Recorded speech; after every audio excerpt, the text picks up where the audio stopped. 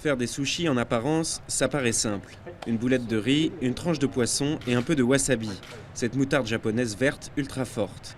Mais pour les réussir, il faut des années et des années d'apprentissage.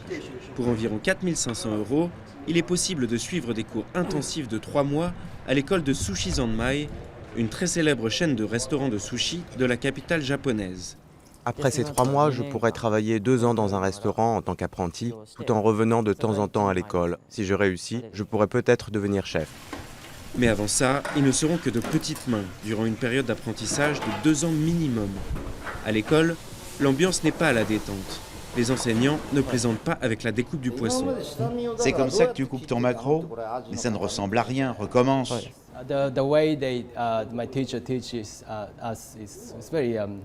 Les méthodes de nos profs sont un peu agressives. C'est presque militaire. Mais on apprécie leur enseignement, même si parfois c'est très dur. Le professeur est très bon et nous faisons de notre mieux pour progresser. La gestuelle est précise comme un balai millimétré. La boulette de riz doit atterrir sur le poisson et renfermer une bulle d'air qui ne libérera les arômes qu'une fois dans la bouche. Pour reproduire ce geste parfaitement, 3 mois de cours ne suffiront pas, même pour les plus doués.